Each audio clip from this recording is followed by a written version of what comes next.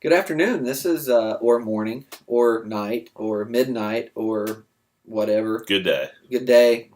Good space time in the future as you orbit nebula of whatever. Anyway, welcome. My name is James Johnson, I'm Bob Thuring. and that was the worst introduction to Jab Sessions you will ever experience. It's guaranteed to be better next time. Outstanding. So today we have, well, first of all, this is being recorded. Let me date it real quick for you. It's being recorded on September 10th. That means it is one day. In fact, the iWatch has been out for somewhere around 22 hours now, so that's hot on our minds. And since part of the Jab Sessions is technology, how to use technology and what we're doing with technology, I think that's an appropriate topic for us. I think you'll be super interested to hear the cool accounting functions of iWatches. But and then also we are 23 hours into the iPhone 6 and iPhone 6 Plus. So the two real quick 5-minute topics that Bob and I are going to discuss. One is 5 things we want from an iWatch, from a business owner's perspective, from a information technology implementation perspective, and the other would be iPhone 6. And basically why iPhone 6, why iPhone Plus, how many options are there out there, Bob, that we could implement as a phone? Sure. And it's kind of like, well, everyone's excited about the iPhone 6. All the blogs seem to be lit up with how great the thing is, and all the comments seem to hate it. And commenters seem to hate it. So, I don't know. So let's start it off like this. Oh, and then the core main discussion today, though, is going to be this idea of consumer versus business application of technology. Sure. Right. There used to be at one point a very clear designation between what was a consumer device and what was a business device. Correct. Somewhere along the lines that went away, and now we have this thing BYOD, bring your own device, where people are trying to, and I think it's fair to say that there's a little bit of square peg and round hole going on in our world, and it's got to be making your life a nightmare. It's making my life a lot of fun. It's understandable, yes. But that's because I don't do what you do, and you don't do what I do. Correct. So, but let's kick it off real quick. Let's just list 5 things that you want to see. You list whenever we get to 5. Collectively, sure. We'll collectively list 5 things. You want to start with the iWatch? iWatch, yeah. What do you want out of an iWatch? Well, my level of excitement for that product isn't off the charts by any means, Okay. James. I mean, I'm not saying I'm ignorant of it. I certainly know what it is. Uh-huh. What could I want from it? If again, it's not something I'm looking to go out and get right away. Maybe you are. Right. Are you? I don't know. Okay. It's one of these things. I'm generally a Generation 2 Apple buyer, right? Okay. So I bought the iPhone 3G. I didn't buy the iPhone. Okay. That I bought the predecessor to the iPhone, or the successor of the iPhone, the original iPhone rather. I didn't buy the iPad 1. I bought the iPad 2, and subsequently bought the iPad Air. Mm-hmm. I didn't buy a MacBook Pro. I bought a MacBook Pro Retina. Mm-hmm. So I mean, I feel like in general, I watch Apple, and I'm not a Generation 1 buyer. Well, let's scratch because we could get into discussion of should you buy the first operating system, the first PC. Right. I mean, we could go on that's a whole new podcast, right? So, but the quick, easy answer is I don't know if I'll buy this generation. Okay. Will I own an iWatch at some point? Probably. But now it depends on how you sell it to me. Because if you tell me that you can provide a watch that's going to be antiquated in 5 years, mm-hmm. I don't know. Because a watch is something you own for your entire life. So it's an interesting point. It's kind of like, I don't know if it's a good idea yet or not. But anyway, it feels short answer, maybe eventually. And your question, it feels novelty to me. Yeah. Maybe that's good. Maybe that's bad. Some ways it is. What could we expect or want from it? Yeah. What do we want from it? I don't have really any desire to have such a thing. However, I won a a prize a while back for a GPS golf. Okay, cool. Watch. Yeah. Okay. I was like, oh, that's kind of neat. Yeah. This had some productive use, obviously for golf, but Right. I found myself, hey, that's a good idea. It's right there. It's easy. It's pretty. And I'm not a watch wearer, which is a whole other Sure. part of the discussion. Oh yeah, as well. yeah. And a lot of iPhone users ditch their Mhm. watches for iPhones to begin with. Mm-hmm. Yeah, I'm not a watch wearer, and I'm left-handed, so everybody Yep. wears their watches on the left hand. We Right. can the Bob's intricacies if we And want to. if you're left-handed and you wear it on your right hand, keep in mind for the Apple, the crown that's the main, that's the Mhm. main navigating tool Mm-hmm. is on the right side. So if you're over here, it's cool, but if you're over here, it's kind of a pain, and it's not That's a pain very on true, 'cause traditional you're gonna phones be- because how many times do you use the crown on a traditional Mhm. phone? In fact, did you even know it was a crown before we started talking about That's a it? good point. You know, I think most people, when Apple said this is how you navigate it with a digital crown, they had to explain what digital means, and for the first time ever, had to explain what a crown was. Sure. You know, you never had to explain what a digital pinwheel was on a iPod. You know, Sure. what it is. But anyway, 5 things we'd want. Go ahead. Well, okay. It's a watch, so it's a timepiece, so maybe some form of time tracking. It would be nice if it would tell time. Time, Would, yeah, certainly, yes, that's a one. given. Not thumbs up, well, thumbs up, but that's Mhm. a 1. So yeah, I think that number 1 would be tell time. I think number 2, and this is a big one for me, it has to be voice communicated with my phone in a manner that I can communicate with my phone using my voice and keep my phone out of the way.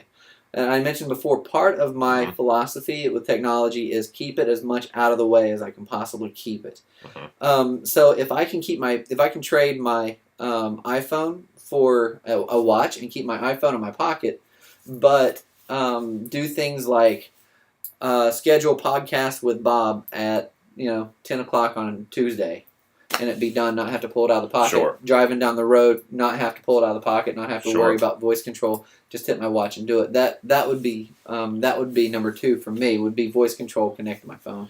And number 3, of course, it ties back to what I was referring to. Number 1 is a time tracking thing. Right. Okay? Arrived at client, and oh yeah. That's an accounting implication. sure by it the way. is. Sure it is. Because, that wasn't planned. But because yes. you and I both, I know, track our time with our Mhm. clients. And right now, my clients probably know how and when I start the clock, which may or may not be a good thing or bad thing. But if I had a Harvest app, which is the program that I Sure. use to track my time, if I had a Harvest app on the phone where all I had to do was press the crown, scroll out, click Harvest, scroll forward, click Go, that would be something. So that's 3. All right. I'm going to give another one, and this is I want to be able to communicate discreetly without anyone knowing I'm communicating. Not because I'm a spy, but because I'm polite. And here's what I mean. If I'm in a meeting with a client and time's up or someone comes in, I don't like the way that Marcia has to break in to previous client meetings. The iPhone watch, one thing I did notice is they had the tap feature. If 2 people have the watch, you can look up, see their number or name on there, click on their name and tap or draw. And whatever you draw on your watch comes up on the other person's watch. So 3 taps means you have another client, you need to wrap this up. I like that. Or if I'm in a meeting at some board that I happen to be serving on, and we have an emergency at the office, I would like to know that without having to pull my phone out, because people, the old saying, people don't remember what you do for them. People remember how you made them feel. Every time I pick up the phone and just bolt out of a meeting, it makes people feel a little bit less good about me. The emotional checking account or the emotional bank account. Emotional bank account. You know what? It's a withdrawal. It's a withdrawal when you do that. I think that I could save a lot more in the emotional bank account with an iWatch than without an iWatch. All right, so you got number 5. Well, wow, okay.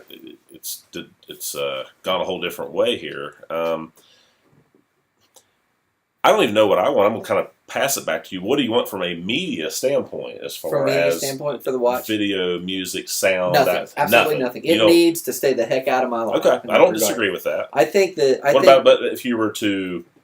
obviously, the iPods and the iPhones are popular amongst joggers and walkers and such. Right, absolutely. Could this thing help? I don't think so. I've got an iPod Classic for that. The iPod Classic originally came out in 2001. So do you think this is going to be an item that, to me, it sounds like an add-on item, another piece of technology, not any kind of replacement. Am I wrong? That's what it needs to be, though. Okay. Because I don't want my phone on my wrist, nor do I want my iPod on my wrist. I want a specific device that fills a need in my life that was not filled before. That's my opinion of it. So like all those. What's a price point that you'd buy with just I'll try it without even? Do you have such a thing? Probably $500. Really? Okay. Yeah, probably $500 would be my junction. If let me think about if it came out tomorrow and it had had a price point of $400, you don't know a whole lot about it. $359 is actually the price point that they said. Okay. $359 is the price point. Two things. Let me qualify that because that's a question, and I can't answer that with a blanket statement and saying anything under $500 I'll buy, because I won't buy under $500. If I put it on my wrist and I think it makes me look classy enough, I know this is a weird thing to say, but if it looks classy and elegant on my if it looks like it needs to be on my wrist and it's not in my way, I'll buy it. If I need it to be on my wrist, or if I put it on my wrist and it looks like it doesn't belong for whatever reason, I don't care what that thing does. I will never buy that. And one of the big things with the iWatch is the extreme customization. Just like with the iPhones, you have one basic device, all these different cases and things and accessories.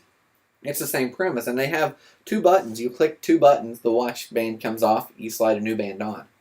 That's part of the premise, is it's extremely easy to customize. So I think I can make it look right on my arm. So first of all, if it looks right, and second of all, I think I can keep it out of my way. Okay. I would buy it for anything under $500, I think. Okay. Now, that being said, I'm not encouraging anyone to go spend $500 on an iWatch, because that could be, depending on your financial situation or whatever, that could always be, they could always be reckless. But I think that you and I are kind of in a world of business owners and people that we're around, that most of the people we deal with probably wouldn't, it wouldn't change their family lifestyle to spend $349 on a watch. I think this is you're not a watch guy. You said that. Correct. Before, right? Ask any guy that's a watch guy, and I'm not one either. But ask any guy that's a watch guy, and I guarantee you they've spent 10 times more than $350 on a watch. It's certainly possible. I mean, that's a base level. That's a base level yachter right there. It's $3,500, or Oyster Club, whatever you rolly guys call it. I think this product is interesting because it certainly has the potential to be another novelty that comes and is gone. Yes, yeah. But when they come out with an iPhone, I think we both knew that wasn't going to be a novelty either. That was going to be something that's going to be a main player. Was the first one going to be great? We didn't know. It would eventually be a big player. You and I both knew that, I think. Maybe you didn't. When the iPhone came out, I thought BlackBerry was just going to smother it. I thought the idea, and this is really nice segue into iPhone 6. By the way, number 5 list of things is it stays the heck out of my way. Okay. That's number 5. So I don't know that I'm not saying I agree or disagree with you. I don't know how I feel about that, because if I want to flip it, and I can't, I don't know the exact. And they come in 2 sizes. They come in 2 sizes. And it might be kind of cool. Hey, look at my granddaughter. I don't have a granddaughter. And it does show pictures, But once again, I'm not the picture shower on the watch. I understand. And I've got every picture I take on my iPod Classic, but I don't scroll through the pinwheel to go through it. That's more of just a data storage thing, yeah. I think that's neat. But to me, photo sharing is really, that's what social media is for. And if somebody's there, I'm more likely to say, hey, go to Facebook and look at these pics from my vacation than I am to pull out my phone or even my watch and do that. And I mean, that's me personally, but everyone uses technology differently, right? I mean, you may have a huge collection of pics on your phone that you scroll through, and that's how you share. I'm an Instagrammer, I'm a Twitterer, my wife is a Facebooker, so I have plenty of resources to tell people, hey, look at our family vacation, without having to use the watch. And I think Moto 360, the biggest competitor right now, I think that's a lot of what the Motorola's are depending on, is people who want to do the same things that they're doing on their phones or their computers, but on their wrist. Where Apple says, no, let's do something totally different than what we've ever been doing. And in fact, Apple, and they've done this multiple times, instead of providing a customer with a product that they want, they provide a customer with an experience that they think they need to have but have not previously experienced. So, and as the watch goes, there's all these things that the watch does that no one asked for. But now that you see it and you see the presentation, and you see the guy doing CrossFit and the watch counting their box jumps. Yep. And that's I'm a CrossFitter, and I know how tough that is, counting my reps. And so it's like, oh yeah, that would be neat if a watch did that. I didn't know it needed to do such frivolous things, but Anyway, Okay. but you were segueing into the iPhone 6. So iPhone 6 coming out. Why would I ever want to buy the iPhone 6? Well, Give me a situation. And let's present it from a situation. I don't own an iPhone. Okay. I deal with a number of customers. Okay, so you're saying that we should iPhones. frame the scenario here because they don't sure, so they intuitively know that you own a Windows phone and I own an iPhone. Correct, yeah. Right. And I'm not anti-iPhone and you're not anti-Windows phone. Right, absolutely. So I think that's important for people to know. In fact, Cortana's giving me a hard time right now because that, and I mentioned before, a vast majority of the things I do on my phone is voice command. Mm-hmm. So I'm going to go with the phone with the best voice command, and that was my biggest disappointment yesterday at the Apple event, is that the iPhone 6 and iOS 8 didn't have improvements on Siri. I think that's necessary for them to compete with Windows and Google Now. So Cortana and Google Now. If we're going to do the same concept here, the 5 things we want from the iPhone. So we can do that. We can do that, or we can say, why would you ever buy the iPhone 6? Because let's go with that. Because I can list the 5 things that I want from an iPhone 6, and they're going to be things that other phones have, and it's going to be like, well, that's good, but here are the anchor, because every phone has certain anchor things that anchors you to that phone, right? One thing that anchors me to my phone is the voice control and the way that the headset interacts with the voice control. I mentioned to you earlier that 9 times out of 10 when I'm working, I work with a headset in. If I happen to have that headset in my phone instead of my computer, I can hold the control and it bring up Siri, and I can say, schedule a meeting for 10 o'clock with Bob Thering at Huntington at this address, and it'll do that. And that day when I'm sitting here and I approach the travel time it takes me to get to Huntington, it'll come over my headphones and say, you need to leave. Okay. Stuff like that. So that's if I said what anchors me to iPhone, that's what anchors me. Number 2, and we may have talked about this before, but I'm actually an iOS developer. Okay. And I've decided that as an accounting platform, if I'm going to create apps for my clients to use, what do the majority of my clients have? And I would say 50 to 60% have iPhones. I would say 20 to 25% have Windows, 20 to 25% have Android. Okay. Then that's not national statistics, because obviously Android's much bigger than Windows or iPhone, and internationally, but that among my client base. So anyway, why would you ever suggest an iPhone? I guess from a non-IT guy asking somebody with the expertise in IT that you have, why would you ever recommend an iPhone? That's a good question, and I think my ultimate answer is, now, and this isn't necessarily an iPhone 6 thing, but just iPhone in general. I will say, working with clients, especially when it came to email, everybody got on the mobile smartphone so they could communicate via email. That was the big thing. And I will say, they got the new phones in, whatever it may be. And it was always a struggle to get it all set up. When the iPhones came out, I had a number of customers had iPhones. They already had their stuff configured and going, which is interesting, because I don't necessarily think it's easier. But all the stuff in the cloud, the Apple holds your profile out in the cloud, and then when you have a new iPhone, it's, do you want to start from a backup on iTunes or iCloud? But okay, so tying into that, one thing I would want from the iPhone 6 is a little less automatic. You're tied to the iCloud. I have a number of customers who aren't. Is Jennifer Lawrence your customer? No. Okay. Their infrastructure isn't. I'm not saying it isn't compatible with the iPhones, but it's a different kind of beast where they're using their own Exchange server, network environment, whatever it may be. And what was happening is all of a sudden they had contacts were coming in from here and from there, and they were like, what's this stuff? And you go in, and iCloud was at the root of some of the problems. And iCloud... Because people don't know it's not their fault. People don't know what that is. They hear iCloud must be okay. Right. And cloud... That's going to segue a lot into our consumer business topic as well. And I'd like to talk about iCloud because... Just for a second, because Apple is playing a little bit of catch up on this, because they created a cloud that works and interfaces within programs, but nowhere did they provide an actual drive for you to retrieve the documents that you interface with outside of that program. So think about this. You have a Pages document, right? That's Apple version of a word processor.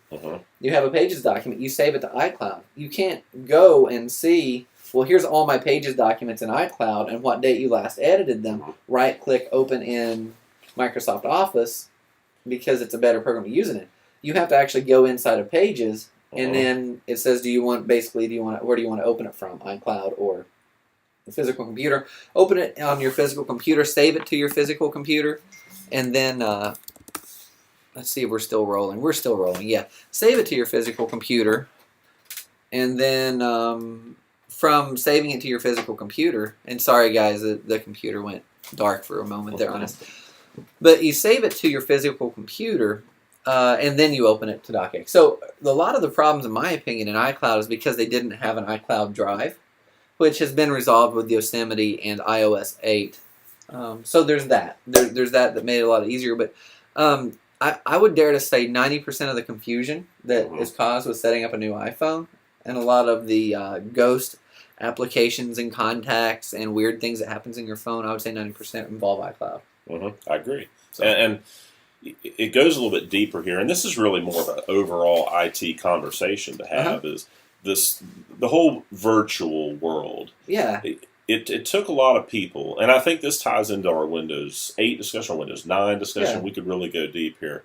A lot of people, it took a while to get to understand what it simply meant to just save a file. Initially, what did we do there? We put a disk in, save it, and it was only optional on that disk, so there it was. Right. Then we got to where we had hard drives. Yeah. Okay, and we stored it on a hard drive. Okay, there's an A floppy drive, there's a C hard drive. Right. Then we started getting and where that must we have been could. A confusing time. Sure. Well, it is, and each of these stages are. Yeah. So now, then we got to where we had. By the way, Oregon Trail was an awesome game, and I played that in third grade, about the time that hard drives developed. Sure. So, and I'm sure you were somewhere in there. I know you played Oregon Trail and Speed Racer, so don't say you didn't. I did not play Oregon Trail ever, because for some reason I did. I was playing sports or something. There's those guys. Okay.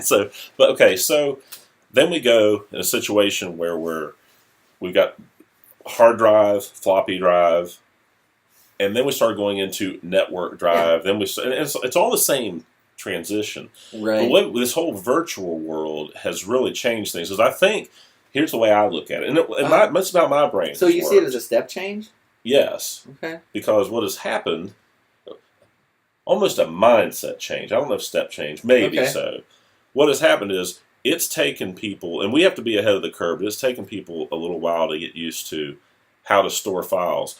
What is a network share? Now we're storing things on a network share. And I think people have almost got to the point where they understand what a shared drive, what a mapped drive might be. And now all of a sudden, we threw this new thing. We threw this cloud thing in there. And I will tell you, that's the biggest challenge, because the cloud, the Office 365, the iCloud, the Dropbox, all the different things, they bring in such flexibility. And it's going to be one of the topics we cover in a little bit in future podcasts, as far as how unorthodox usage of cloud and such. But what I see happening is for me, it's, and I think it has to do with the right brain, left brain thing too. How do we really understand what's going on there? Because you mentioned the Apple word processor thing. That's tough for me to understand. Okay? Right. That is tough for me to get, because I'm used to more of a concept of, and I picture it like a filing system in an office. Yeah.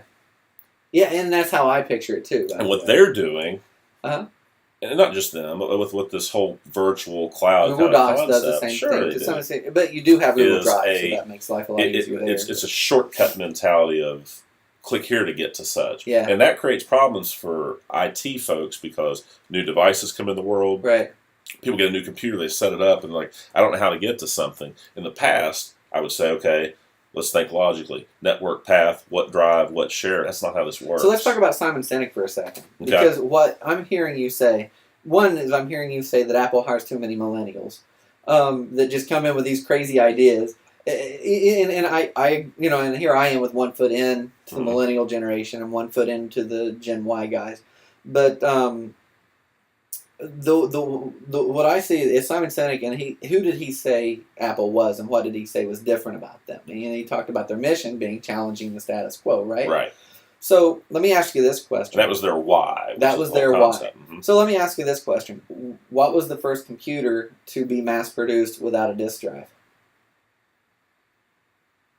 That was probably the Apple. Yeah, it was Apple. It was Mac. It was their Sure. Mac iMac line. So what was the first line of computers to be to be mass produced without a CD drive? And that was MacBook Air. You know, and look at the computer that we're talking about on right now. There's no disk drive to that. You know, nor do I intend on buying a disk drive. Well, you know what? I take that back. I have a disk drive at home for my old MacBook Air because I had tax software that wouldn't install from the cloud yet. But yeah, and so the history of Apple is killing old. Sure. Is killing old technology. You know, and they don't bring on new technology. Keep in mind that they might bring on new ways to interface in technology, but they didn't invent tablets. Microsoft invented tablets. They didn't invent computers. Microsoft invented computers. Didn't invent the MP3. Yeah, didn't by any stretch invent the MP3. Didn't invent the watch that we're just talking about. So the history of Apple is taking these design things. And so what did Apple do with the iPod? They took all the features and cut them off and said, "Here you go. It'll be $350." Right? Made it super simple. What did they do for the phone? They took the phone, cut the keyboard off, cut half the functionality off the BlackBerry at the time, and said, "Here you go. Here's your new phone." And we all paid absorbent money, or I did for the Gen 2 for it. Look at the iPad. Yeah, I mean the old HP pads that Bill Gates was demoing in these Microsoft events was way more robust than an iPad. So they took it. And they cut off the shared or the single drive you can save to. They cut off a bunch of different features. They cut off the mouse interface and said you're going to use your finger and you're going to like it. Is basically what they've done, which is interesting because Surface actually has a Surface Edition mouse. You know, they embrace that where Apple says you're going to do it and you're going to like it. So anyway. And ironically, Apple was the first computer to come out with a mouse. Steve Jobs was the one that invented the mouse. And Steve Jobs and Apple were the ones that killed the mouse. So anyway, you know, you think about that's kind of their philosophy. Sure. So that has to make, from a business standpoint, when you're looking for conformity and unified experience across all the devices in an office, when you show up and one of the devices doesn't have something that you considered very core, of course it's going to cause you a lot of headaches. So anyway, who would you suggest the iPhone 6 to? Back to the why iPhone 6, and we'll kill that and move on to the consumer versus business products. Well, obviously somebody who has loved the products up to this point. Okay. So somebody that lives inside their walled garden already? Yep. Don't leave the walled garden? I would think so. Keep going. Okay. Someone who wants to, and then this is a I don't say across the board thing, but somebody who wants and loves technology, but doesn't have a quick learning curve, because it seems like these seem to, for some reason, learning curve works with these. They have a lot of not older in age, but older business customers that. My mom's like 75 years old and she uses an iPhone. Doesn't seem to bother her at all. Yep. And again, I'm not a big products person. I'm not anti, but that's what they do right. When I also have I'm a right brain person. I do a lot, or that's a creative. Is that right brain? Right brain. I think you got it right. Yes, and as a result, when I get the iPads and such, and I start working from a creative standpoint, art programs, photography, they make sense. Gotcha. So I think that's a general vibe for Mac too. Sure. And you know, I see it, you know, in my world, which maybe I am or am not suited for iPhones. I don't think I'm suited for the iPhone 6, but I want to know why, but okay. Well, here's why: is my philosophy. You know, keeping technology out of my way. That iPhone 6 sucks at that. You know, it's this big screen, and yeah, I know you've got the features where they half the screen, you can reach everything with your thumb. If you're going to get a big phone and you want it to be easy to use and stay out of your way, as far as big phones stay out of your way, probably the right phone to get. But I would rather have a. I think that if they had made a 5S with the A8 and M8 processor attached to it, throw in there that 64 gig deal. Now you can get 64 gig of RAM for what you could 32 gig price. I'd probably buy it. I wouldn't buy. I don't think I want a big phone. That's just not. I'm not part of that market, so that's not where I'm at. I would rather just stick with my 5S, and I'm hoping next year they have the thought that we'll bring out the iPhone compact or iPhone 7 compact, iPhone 7, and iPhone 7 Plus.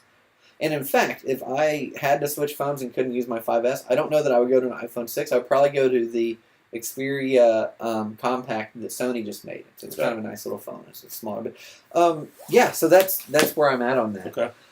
Do you want to spend 10 minutes real quick, and we'll dive into the consumer versus business products? Sure, we can do that. Because I think of all the things that we've dabbled in, the topic-wise, I like that better than anything else that we came up with. I don't know if you feel the same way, but I do like it, and you bring a very unique perspective to this, because I would consider you an above average technology user. Okay. I don't mean mine. You may be way above average, but a user in your business. Okay. So it's a challenge we run into, and I would say, I don't know the numbers, 98% of the customers we deal with, I'm going to be speaking concerning a PC environment. Windows-based environment. That's what we're. That's what we'll focus on as far as the consumer. Let me ask this question just to kind of frame this a little bit. In your target demographic, do you have a competitor that is Apple or Mac certified that you're aware of? Not that I'm even aware of.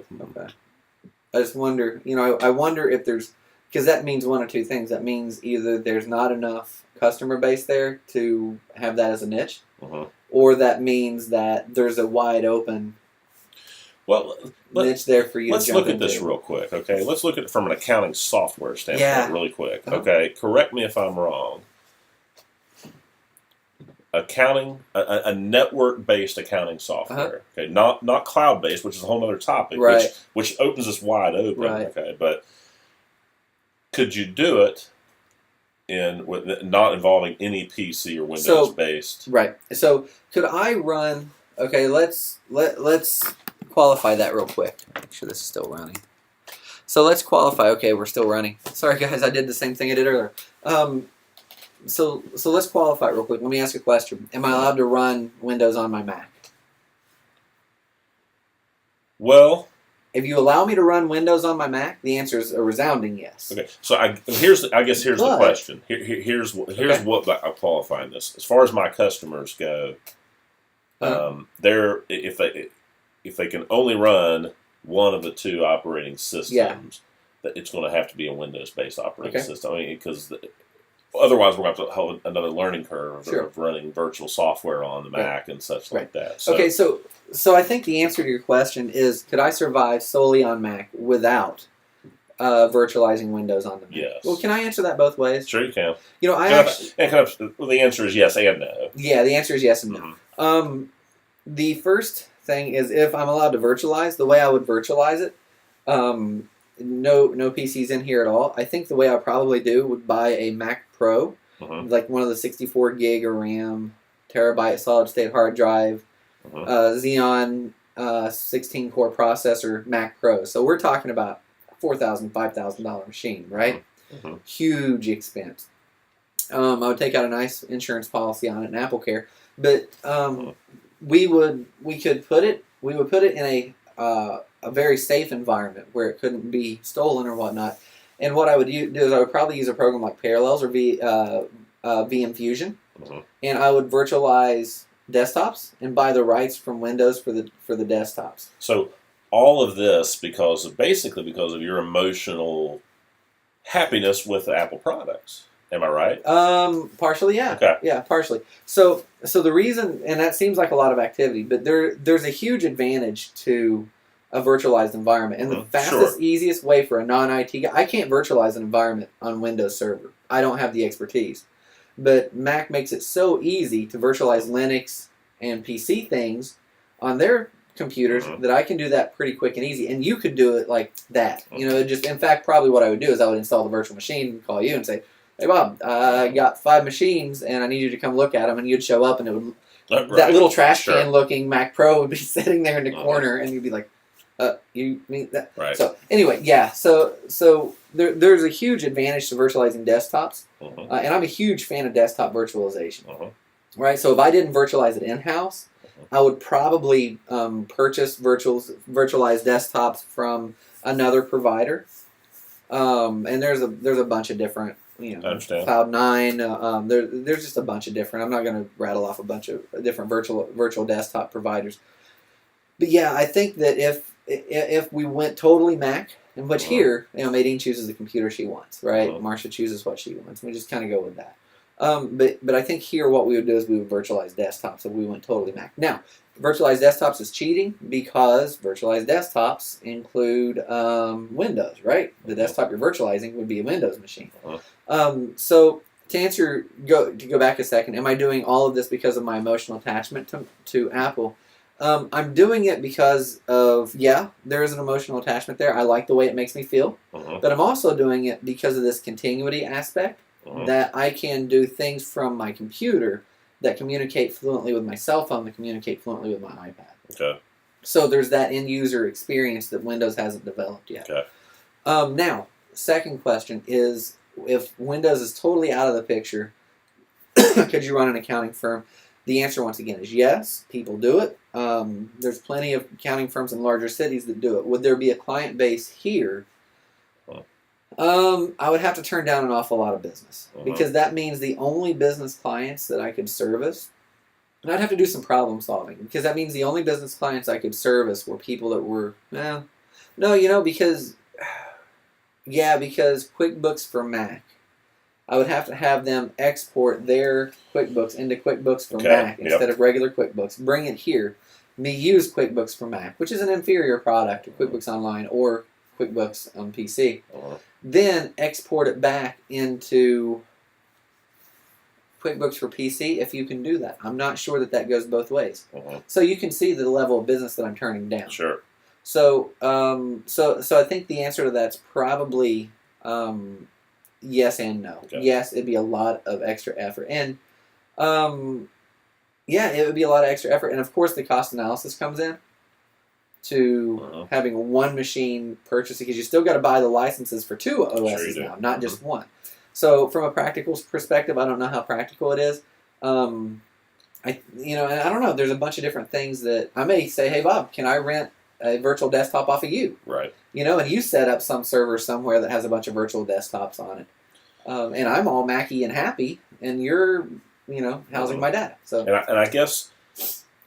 It's funny, you're proving the argument both ways here, and you're proving the point from a customer standpoint of majority of what you're saying there. With the customer base we deal with, they're blown. They're like, you blew my mind. I don't even know what you're talking about. I don't understand any of that. That's where they come from. Yeah, and even if they do understand that, would it be a logical solution for me to go in there? Unless I've got, again, if we have a business that is, whether it be graphic based, whether it be photography based, and even still, there's not a product I can't find that doesn't compete with something that a Mac sure. Or vice versa. There's a lot. So let's throw this out there. And this is my personal opinion, and this I will defend. You said I was kind of going both ways on the other one, and you're right.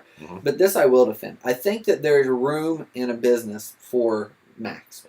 I think that this dual system is appropriate. And the reason I say that is because we've had a couple Macs here in the office. We use iPads. We've all got iPhones, that kind of stuff. But the reason I say there's room for Macs in the office is because, let's take me, for example. I'm a business owner, right? So I generate revenue from consulting. I generate revenue from tax returns. I generate revenue from audits. I generate revenue from bookkeeping and payroll, right? Or our office does. But the way that I get those clients in my door is by my own web design, which I consider the web-based design, the way that I can create and hold the media on the Mac to be better than a PC for that. Right now we're filming a podcast, and all the things that we're doing I wouldn't come standard on the computer. Like everything we're doing is standard computer stuff, right? So there's that aspect of it. So and beyond that, there's certain plugins for the Mac, and there's the App Store. That great example is QuickBooks Online. QuickBooks Online actually has a plug-in for the Mac that you open it up, and it feels like QuickBooks, but it's plugging into your online database rather than your database on the computer. You don't have that for Windows. So there's certain things that I think I like much better about the Mac.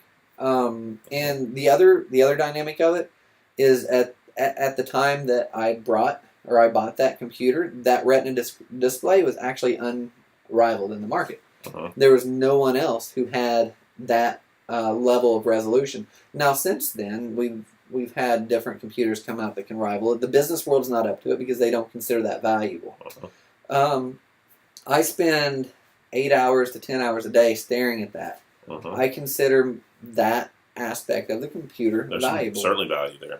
You know, and so when I bought that computer, I couldn't get it on a Windows machine. So I think that the point that I would defend is that there is room in businesses, even accounting businesses, believe it or not, for both PCs and Macs. There's not a requirement to have PCs, or I'm sorry, Macs, and there is a requirement to have PCs in most geographical areas right now for the demographic that most people are going to cover. You know, you get into your larger metro areas. There's probably enough of a market of people that aren't using QuickBooks that you can be that guy. You're that Xero guy. Xero.com is a software that we support, or a web service we support.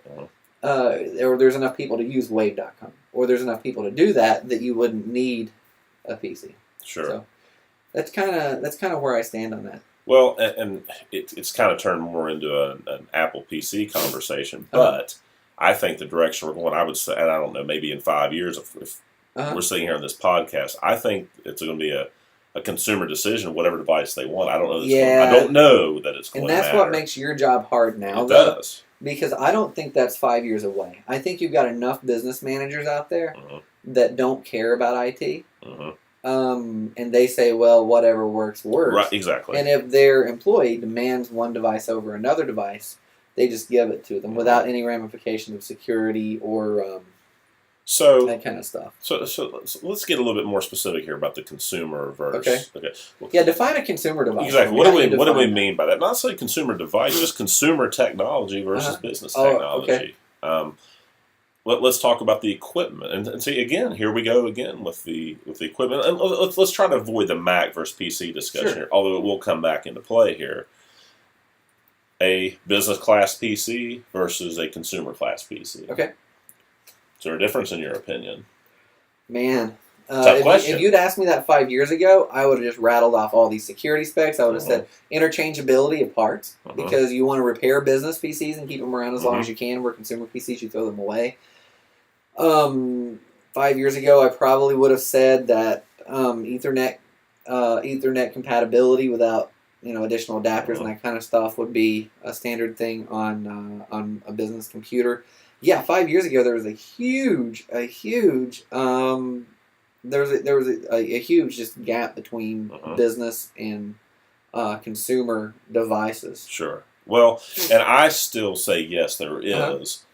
And it comes down to, number one, the equipment. And I always get the question, what brand of computer should I buy, Bob? What brand of computer should I buy? And well, let me tell you what I give the answer. It's not necessarily a specific brand of computer, because we sell a lot of Dell systems. Okay.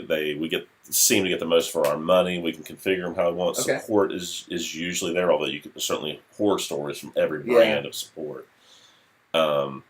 However, Dell makes different level. They make consumer level, and you can ask them what's the difference. They will tell you, and most manufacturers will tell you. Apple probably won't, but they will tell you, we make this line and this line, this line, similar to a car manufacturer. Make an economy car. And here's the thing, and I mean the way Apple differs in that is they don't make consumer devices, but they make business devices. Right. They just make a device. So and that's the argument. If you want, and here honestly, I can tell you Apple's line, and it's not because I'm some Apple fanboy. It's because you really sound like one on this podcast. You really, I mean, I'm not meaning to, but it's because it's that simple. Like I can tell you, I understand Dell has the Vostro, the Inspiron, the Latitude. They have their Power Edge server series. They have. I understand those lines, but I don't understand the different things and couldn't tell you the different configurations. Sure. Of them. But Apple, they have two laptops right now. You can either get a MacBook Pro, or you can get a MacBook Air. They have 3 desktops right now. You can get a Mac Mini, you can get an iMac, or you can get a Mac Pro.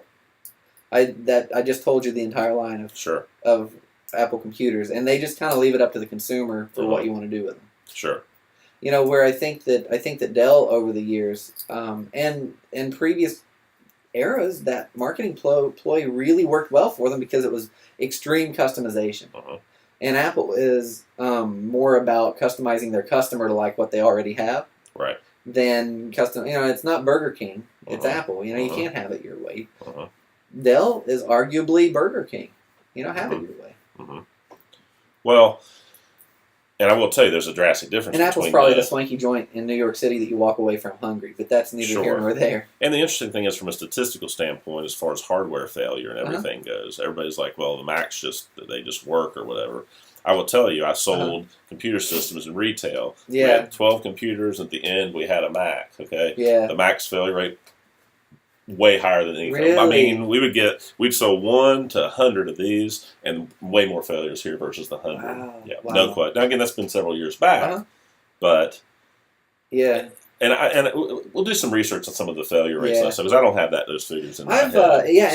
And my experience so far with Apple is that I've owned 3 Macs, whether through the business or whatever, but I've owned 3 Macs and I've had none of them fail. The oldest one I have was purchased in 2009, and that was the first generation. You know what? I lied to you. I bought a first gen iPad Air. I forgot all about that. So I lied to you earlier. Sorry. But anyway, so in that iPad Air, my mom actually still uses it. Now, given 2 gig of RAM and a Celeron processor will only get you so far, but she still uses it, and it seems to be very, very functional. That's been my experience so far.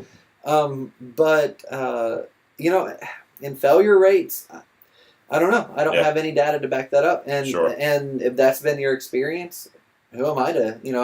I certainly can't debate that. And but I'm not willing to say their failure rate is worse. I'm just telling you as far as that experience goes. Now I have heard of, and I'll tell you who I'm talking about is Gizmodo, one of the sites. It's like a Gawker site. I believe it's Gizmodo. I have to look it up anyway. There's scratch that. It's not Gizmodo. There was a site that somebody ran that did a How I Work segment for lifehacker.com, and they were talking about the computer he used, and he used a Lenovo business grade of some sort, right? And he and his entire staff, everyone at the website, everyone at the blog, used Lenovo, this particular computer with a version of Linux installed in it. And his thing was they moved from Apple 2 years ago, not because of the failure rate, but because AppleCare didn't cover near as many things as Lenovo's warranties do. Yeah. And that's kind of what I've heard a lot about with Lenovo, at least since the buyout from IBM, is that they have these fantastic warranties and that kind of, and maybe that's something to look at, because Apple's warranty is 1 year warranty, covers everything, but when it's done, it's done. So if that computer bites the dust, it's done. Sure. Okay. Well, so as far as the consumer versus the business, we got the equipment is one thing to consider. Now, the next thing is we got operating systems and software. We'll touch on these independently. Okay. And again, for the purposes of what we're talking about, let's stay away from the Apple thing now, because that's a whole argument or discussion in and of itself. That's taking up way too much of its time. Well, that's okay. But people come to me, should I buy a computer from you, maybe my company? Should I order it online, or should I buy it at a retail store? And I say, is it for your business or not? Right. Logical question. No, you agree? Or do you don't think that's a logical question? No, I think that's the first question you should be asking. Because what happens is... Actually, I'm going to say no, but for a different reason. I actually think that entry-level business computers make fantastic personal computers. And that's not a Mac versus PC thing. That's I don't like all the bloatware that comes on the computers you buy at Best Buy. So if I were going to buy a personal computer, I probably wouldn't just go to Best Buy and get... In fact, I wouldn't go to Best Buy and get one. I would say, Bob, what's a good computer? Can you get that for me? And I would go through that channel. I wouldn't go through. Well, and I will tell you from absolute experience, when you compare an entry level, we'll use Dell as the example, or entry level Dell, whether it be a Vostro or the Inspiron or Inspiron, I'm not sure how they pronounce it, versus an Optiplex or a Latitude for the laptops. First of all, the warranty, generally, they'll make changes on these. 3 years for their business class, 1 year. Yep. I would tell you the 1 year, the Vostro on those things, what happens is fans failures Oh, much higher. Oh, yeah, really? significantly higher.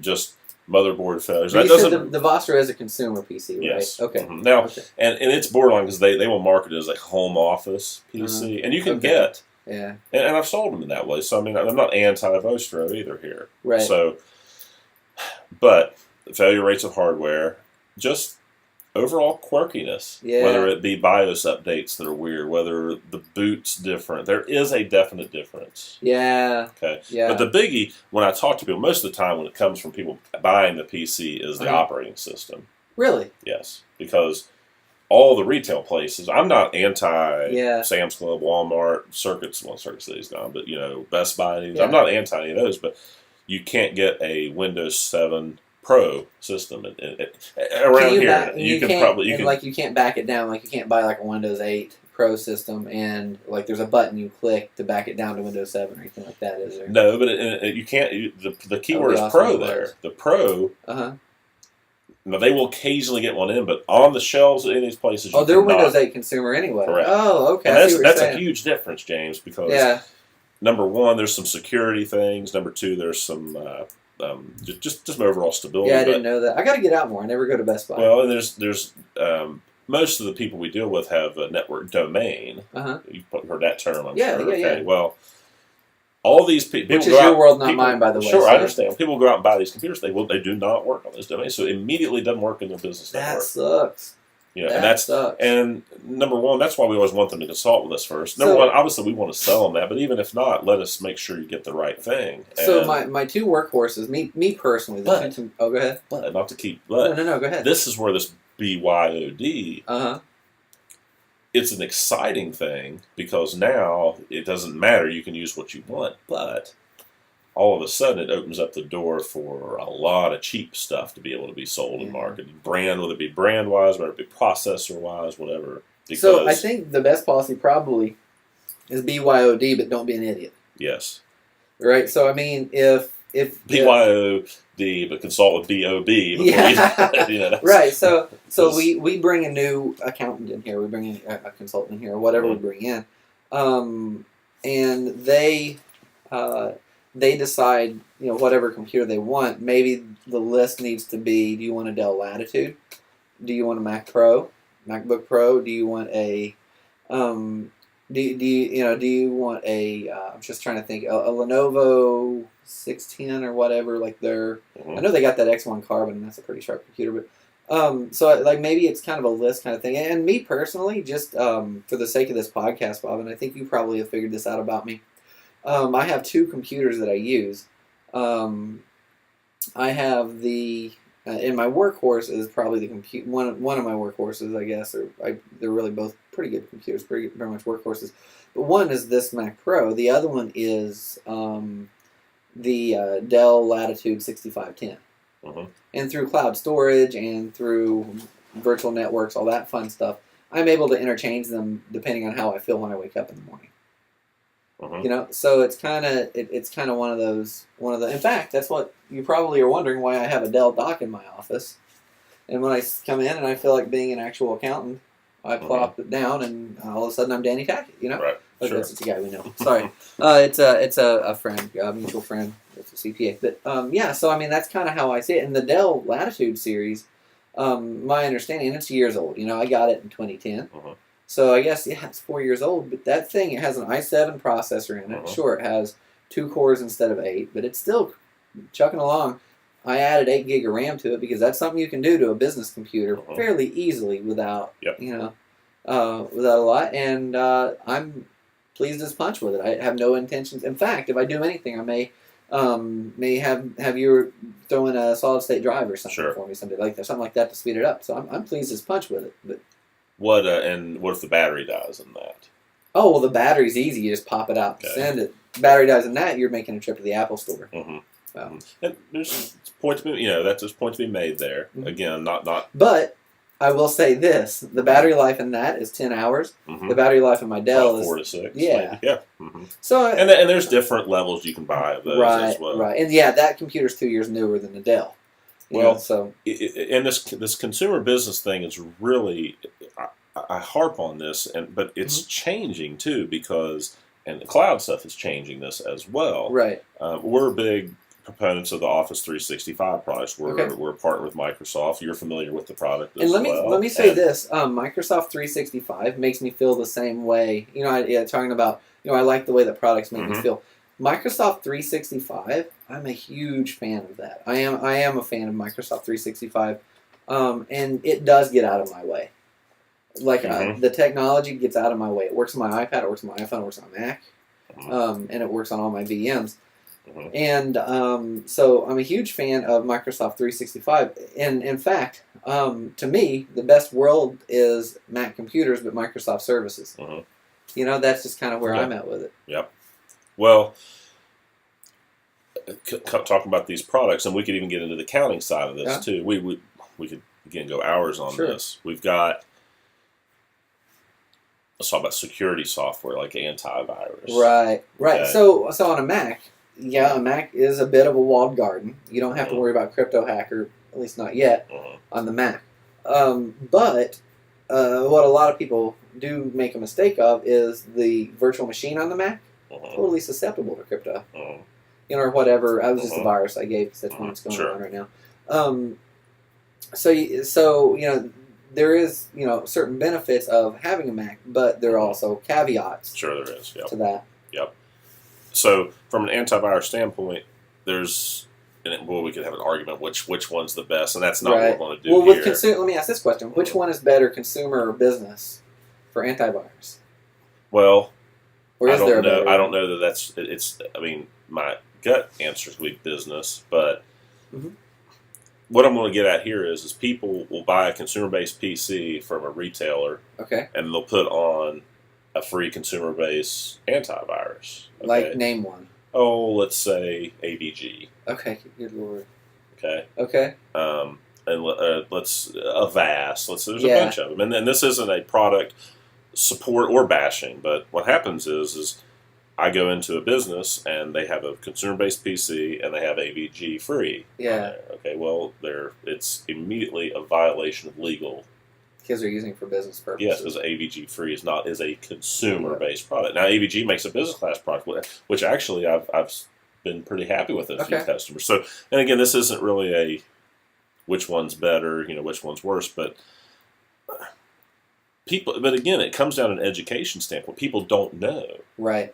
Generally speaking, when I tell people if it is free, you've got to be careful. Whatever it may be. Okay. I mean, how many things that are free on computers have Trojans attached? Viruses attached, though. Well, and antivirus stuff. For example, there's the Norton antivirus made by Symantec. Okay, boy, I go across the board on whether that's good, whether that's bad. There was an article in the local paper.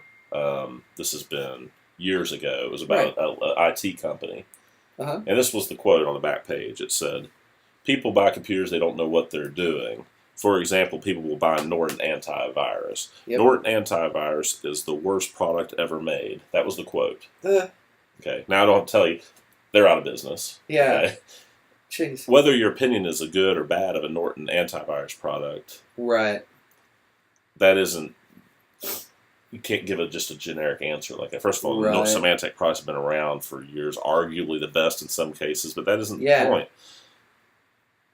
What people don't know is they don't understand the difference. The Norton product. The analogy I use is Norton antivirus or McAfee or Kaspersky, some of the higher end commercial products. Yeah. They are the equivalent of a prescription strength.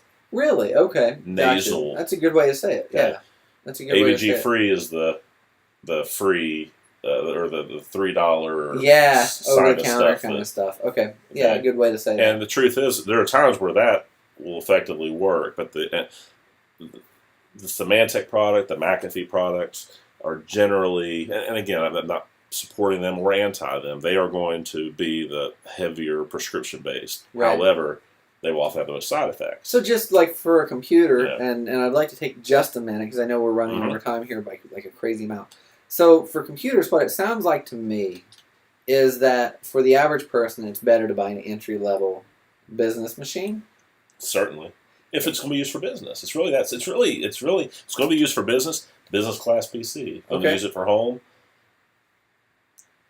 consumer level, or business. I mean, it depends. I don't get why you would ever want to, because you just listed a bunch of headaches. Money. But if you have a business PC that you sell somebody and you understand and know how the parts interchange versus just some consumer-based PC, I just see a huge advantage to it. Huge advantage to the business PC Certainly that you can interchange. And I'm thinking that if I'm going to buy two $500 PCs for the same time that I would buy a $1,000 PC, I'd rather buy the $1,000 PC. That's just my thinking there. But I guess the time would be an analogy would be using the car comparison. As a compact car, physical size is a bad example. That's not my point here. But a compact economy car versus a family sedan. Right. I mean, an economy car will haul a family of four somewhere. And we're not really talking about luxury. We're not. We're talking about dependability. Although we could get into the luxury side of that too. Right. But it's just going to come down to when you buy a consumer-based PC. Now, of course, we don't buy modems in the computers anymore, but there used to be. You get in there and you would get a software-based modem, a cheap video card, that kind of thing. Whereas the business class is going to be more reliable, more repairable. Right. Again, and if you're running it 24/7, I talk about the fans. We talk about the motherboard, the process. Again, processors could be the same in both, but you're going to just get one.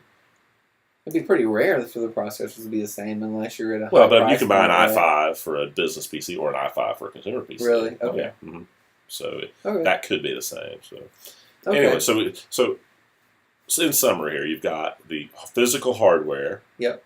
Okay. You've got the operating system to consider, and then you've got other pieces of software. Then we can get into the whole, again, if it's free, it's going to be consumer level. Right. It's going to come with some, and compatibility with a business class network. Let me ask this question then, and this is kind of because I know we're running out of time here, and I do want to get this question. We can wrap this one up. Yeah, we'll just wrap this up and say, are there consumer and business grade phones, and are there consumer and business grade tablets in your mind, or is this just all the big hodgepodge of stuff?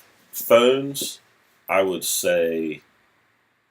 Well, I don't know if we can. I would think so. Okay. And see, that brings in the whole Mac discussion. What is an iPhone? I mean, to me, iPhone's a consumer product. To you, it's a business product. Yeah, and I think and I don't think either one of us is wrong. Right, and I think a lot of what I've saw in the larger clients and large companies is that Windows Phone positioned themselves poorly in the marketplace.